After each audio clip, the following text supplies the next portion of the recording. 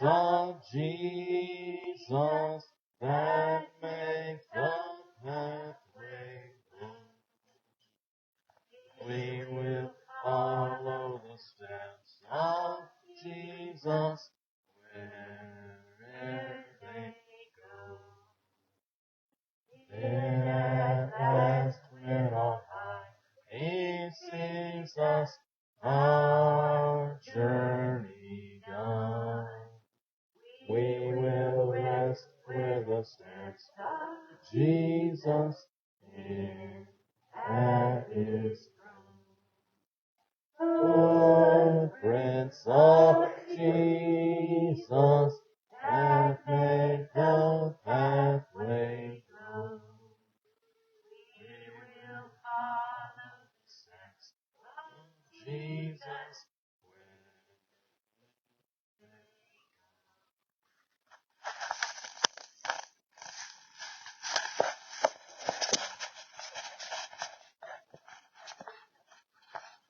Such a joy this week. I always look forward to it. I can't wait to Sunday. I can't wait to be with y'all. I am so grateful for the church. So grateful for last week. Thank you for welcoming Dr. Gary Fenton and a number of my family being here. They felt so loved and welcome. And we are so grateful for telling Sylvia. She was gracious to print off 2 programs for me last week. And I am not a carpet practice at all, but I think I'm praying the program from last week. That's how special it was. And my wife is this was real a red letter day for us. So thank you for welcoming us and being so kind and compassionate to us. Today we're talking about gratitude. What do we see when we're grateful? I've been preaching on prayer, preaching on laying a foundation for what we as the church, what's next for us. And, today we're talking about gratitude along the lines of prayer and along the lines of thanking God for what He's done. A lot of times gratitude is like a slingshot. We look back and see all that God has done, and then it propels us forward. We find contentment, we find peace, we find, wow, God has done. I read a wonderful book by John H. I highly recommend. You'll see it on Walmart, see it all over. He's a Sanford alum, classmate of mine. His daughter's at Sanford. And John, in his book on accomplishing goals, when you accomplish goals, look back to your best moments. And write them down. Begin to think of, I wrote down the birth of my 3 kids, that moment, what I remember of the moment when I got to hold my precious loved one, precious child. A great best moment of being at the altar with my wife, and she came around the corner and I saw her for the first time, and tears came to my eyes. These best moments, in John's book highlights the fact of when you can build on those best moments. What are my goals for the future? When did God bless me in the past? What were my best moments? Well, how do I capture that again? Today we're talking about gratitude, and as we can look back at our church, this church's best moments in the past. This church has an amazing history, and I'm excited to learn all I can. I've only been here 3 weeks, 6 weeks, I guess. I'm anxious to learn the best moments of this church. We build on those best moments with gratitude and appreciation for all that God has done. In view of God's mercy here at the church, we move forward. So as the weeks go ahead, if any of you would like to testify, we're not turning charismatic, but I would love more testimony. I would love for us to surround ourselves with gratitude for the faithfulness of God in the church as we build upon that. And in the Old Testament, over and again, they would build upon the faithfulness of God. They'd have markers. And last week for me was a tremendous marker. I hope it was for you as a church. And we build upon markers of God's faithfulness. If you turn your Bibles to Luke chapter 17, verses 11 through 19. Luke was a doctor. Went to be a doctor that day. Luke was the author of Acts as well. You have Luke and you have Acts. Acts, the continuation of Luke. We think Luke was writing to a Gentile audience. He was communicating many things that they would appreciate and understand. And Luke was a companion of Paul's later on. You read the book of Acts, it'll be in the second person, and then it's in the first person, plural. And you'll see, we went here, we went there. In Luke accompanied Paul to Ephesus. We think that Mother Mary was in Ephesus with John the Apostle.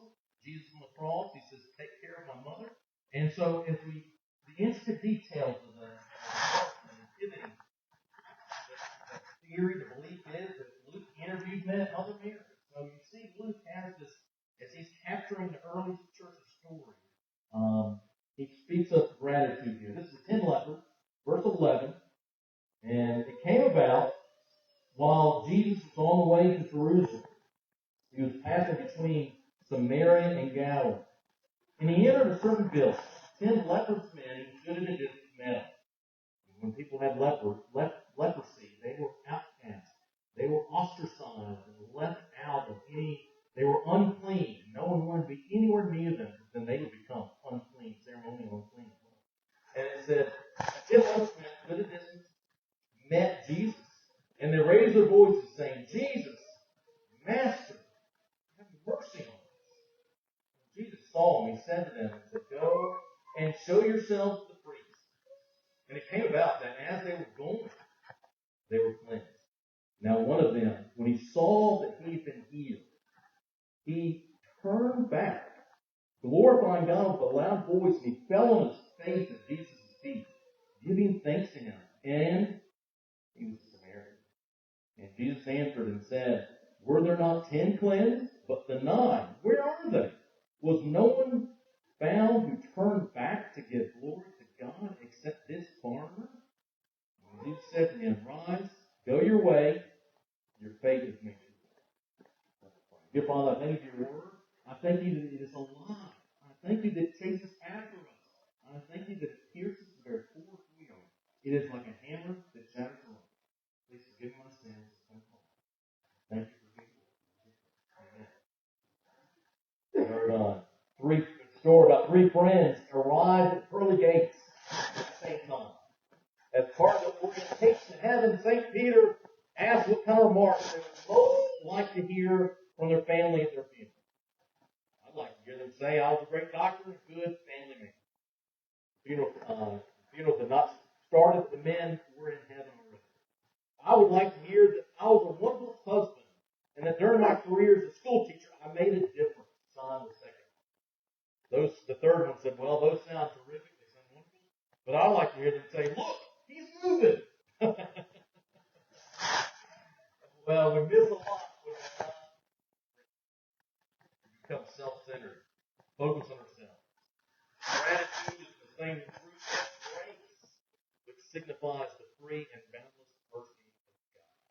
This passage here, it says, when he saw that he'd been healed, all 10 were healed. Only one stopped and said, wait a second. I was healed. He stopped. He recognized what had taken place. He saw that he was healed. It put an emphasis on his observation. Oftentimes, we not observe God's healing. I've gone to counseling over the years, and sometimes the counselor stops and say, wait a second, John. You're not complaining about that anymore. That hurt that you experienced years ago, you're not bringing it up. John, do you recognize? Maybe in your own life, you've not stopped to observe what has God given me. How has He taken me through the valley of the shadow of death and taken you ahead? This passage here highlights the 9 didn't stop, didn't turn around, and maybe not even observe that they'd been healed, but this one stopped and said, wait a second. I know. I recognize this man, the other 9, they had a lack of perception because of their ingratitude. What do we see when we are grateful? Grateful as a church? Grateful as a person? Grateful as a thing? Still raising the young one at home, 12-year-old, trying to see, get all worried and upset about things. And say, wait a second. God has blessed us with. Let's slow down. Maybe you have kids and grandkids. And you say, wait a second. I hear you complaining. And sometimes those are valid. But grateful. What do we see when we are grateful? First thing is we see the undeserved gift of salvation. Jesus on the way to Jerusalem, they screamed, Jesus, have mercy on us. Master is one who has authority, consists of miraculous power. Mercy is generally regarded as the divine attribute. One of the things I love, I shared about this on Wednesday night, about being at the foundry. so many of the people felt so ashamed of their drug addiction. Many sadly had been sex trafficking. Many sadly had been in prison, and they had experienced so much shame. And then when they would experience, one of the things that we would say often, and I say this to you as well, that's one thing I wanted to mention before I is we say you're only as sick as your secret. You're only as sick as your secret. I was studying Wednesday night on Psalm 51, created me a clean heart, O God, and renew a steadfast spirit within me. And we talked about truth. Lead me into all truth. One of the things that men and women were so scared and hurt and pain, they thought there was no hope for them. There was no future for them. And they were like these lepers saying, God have mercy on them. What was amazing to me and had such conviction upon my mind was to see these men and women come to salvation. And God, they would experience the grace and mercy of God. And sometimes I would preach at services and say, you are forgiven. Someone needs to tell you, if you confess your sins, He is faithful and just to forgive you of your sins and cleanse you from all unrighteousness. In view of God's mercies, let's honor God's mercy. And in John 3:16, for God so loved the world, He gave His only begotten Son, that whosoever believe in Him should not perish, but have everlasting life.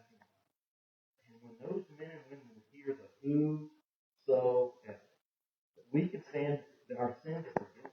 That whatever they've done, whatever they've experienced, whatever they say, well, at least I come to church. I'm not as bad as that guy. I'm not as bad as that lady. Because I'm in church. So let me show you my Sunday school roll.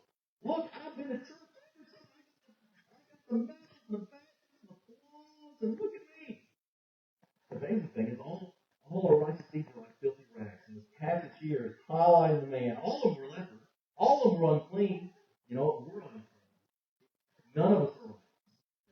Us as Gentiles, we are all unclean, especially coming. And here, this passage highlights the fact that this man, and even all 10 said, mercy. We plead for mercy. You know, when you have gratitude, you show gratitude for God, show mercy and mercy to God. I don't deserve it. None of us deserve mercy. None of us deserve the mercy of God. Not a one. No church person, no guy sitting there. No, you name it. You feel the dirty deeds. All of our righteous deeds are like this. I know to tell a story about my kids make fun of me for my cooking. And my wife always will find the eggshell that I left in the eggs. Or the egg, I'm like, that's not expired. That egg is not expired. Throw it in the mix. And my wife will say, yeah, that egg was expired. You may have cracked 10 eggs and made a bunch of eggs, but I tasted the bad egg. That's the way we appear before God. God, I do a lot of good stuff. I know the dirty thoughts. I know the attitude I carry. God, I know I shouldn't have said that. God, ignore that. Focus on the other. And this passage here highlights the fact that we receive an undeserved gift of mercy from God. You want to have gratitude. Have gratitude for the fact that God is forgiven. Have gratitude for the fact that God is the one pursuing me. All of worship, all that we do in church is a response to what God has done. None of it is like, oh, God, I better get my church on. No. It is the God of the universe who comes forward saying, God bless you. I'm pursuing you. I'm chasing after you. I'm knocking on your heart saying, come after me. Come to me. Come to me. All you hear is I love the story. H&R Block tells us the story. They had a promotion. They offered walking customers a chance for a drawing for $1 million. And so they went national on the Today Show to say, this couple has won. If anybody knows it, tell them they have won $1 million. Finally, it goes out. At that point, Mr. Sims better find out. And he looked into it, and he appeared on Today Show. To tell America they'd finally gone to H&R Block to claim the $1 million. Well, Mr. Sims, final word for the time this has been going on, H&R Block explained to us they really wanted to have some money to all this, and they were ecstatic that we finally accepted God of the universe is offering us salvation. You've got to accept that. Maybe you've accepted it. Maybe you have in your life, and it's been a long time, but you're like, well, I kind of deserve it. Maybe you not said that, but you thought it. Well, this leper realized he undeserved. Not only that, social standing lepers were socially ostracized. The disease was not quite fatal, but they were ostracized. Luke is ambiguous. Who is Jesus healed at the end of the story? I love that many of Jesus' stories shock that. He would go on and say, this person was healed, and this person was healed, and then spin the story around. And who was the hero of the story? The Samaritans. Samaritans aren't good. The Good Samaritan. You remember the story of the Good Samaritan? And it says at the end, who was the Samaritan? You are mind blown. How could there be a Good Samaritan? Here the story is the hero of the story was a Samaritan that came back. And Jesus was shocking them. Whoa! How could the Samaritan be grateful? Samaritans are no good. Oftentimes, we ostracize people that pass the holidays. Jesus is turning his tail and the Samaritan is grateful. And restoration power lies in Christ alone, not the temple. They were headed to the temple and they were headed to the priest. And Jesus says, wait a second. Just keep in mind, I'm the one who healed. And no longer Sunday school, yeah, we are to grow from family. And yes, all of these things are to grow us as Christians. But in that is not our salvation. And all of that, we see the healing of God in our lives. As they were going, they were cleansed. The healing of God, when we stop and recognize it's God.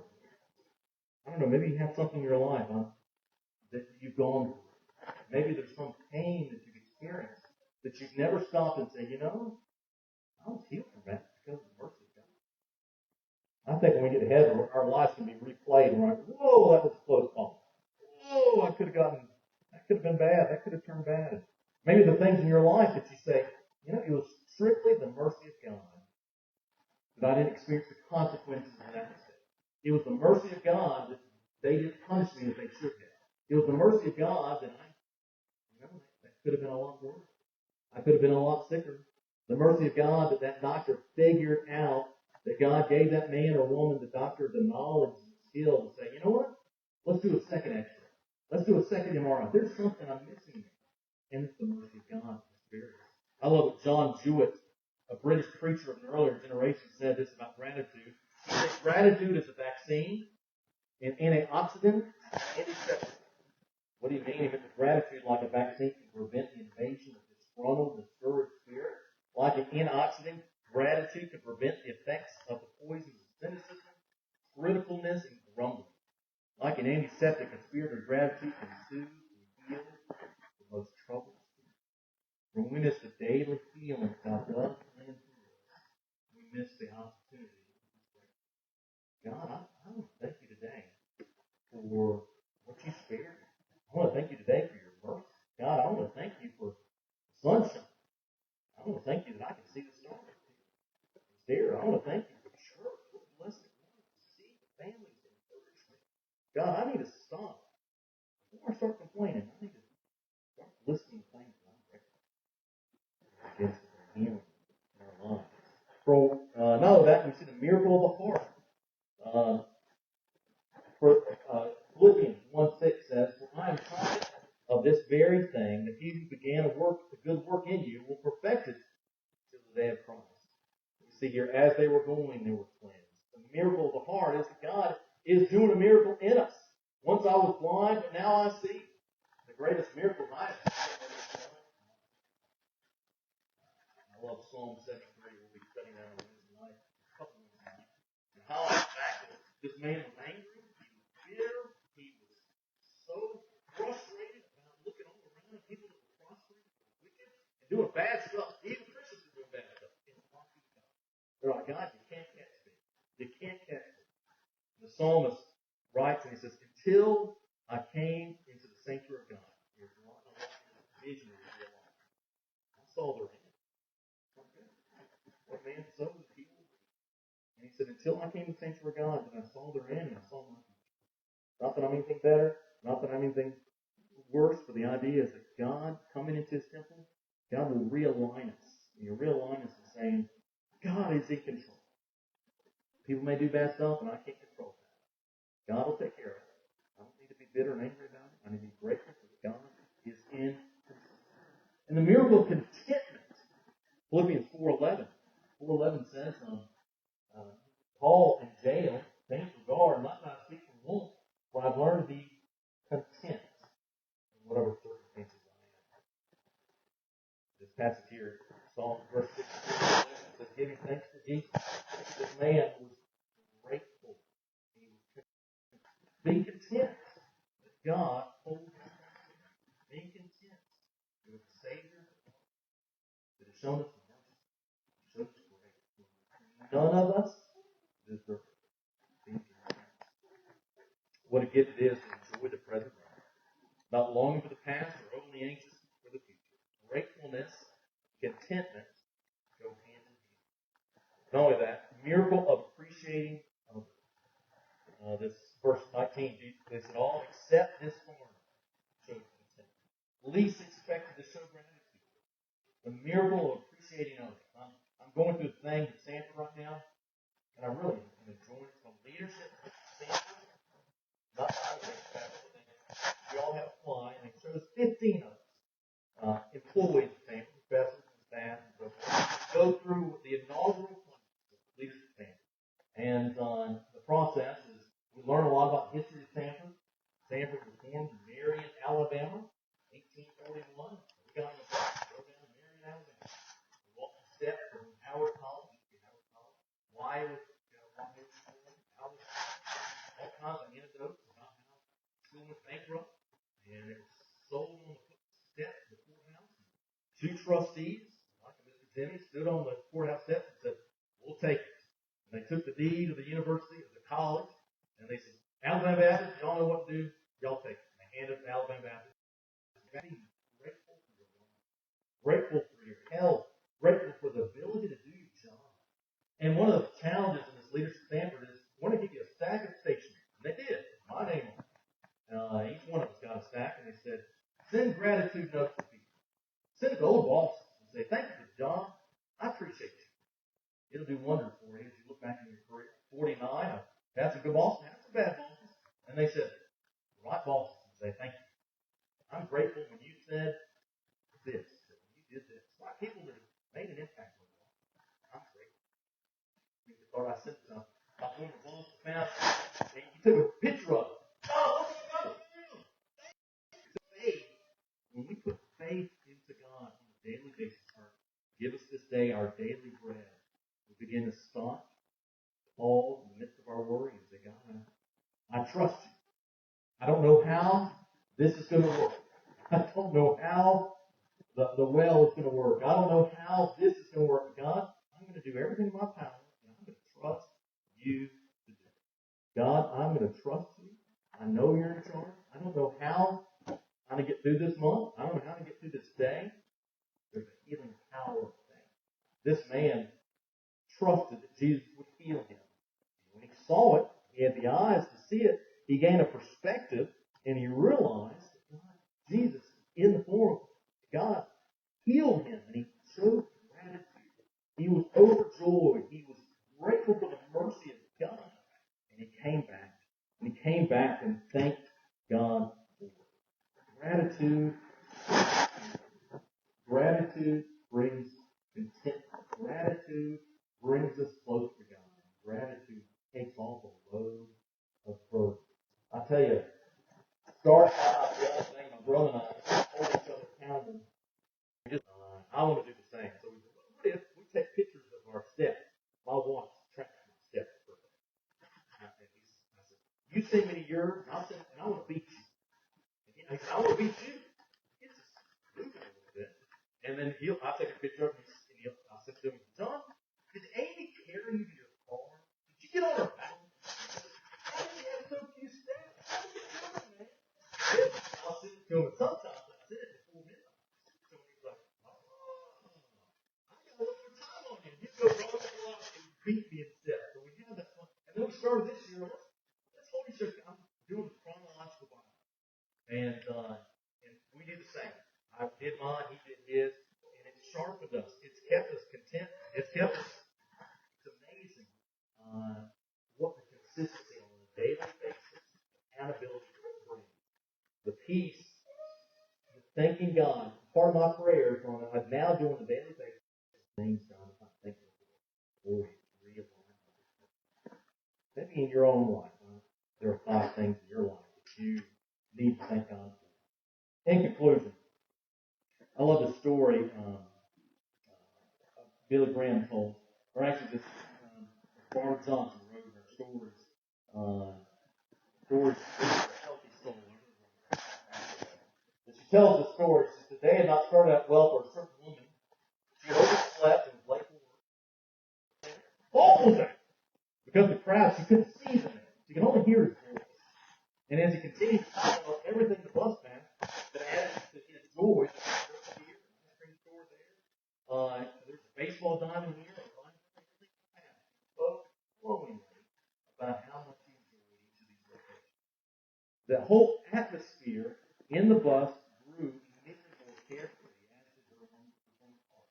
As the man gained a running commentary, but things he was grateful for his family. As the bus was going by this location, that location, he brought back memories and things that impacted his life. When finally she met him, he was a plump man. He was wearing dark glasses and carrying a white cane.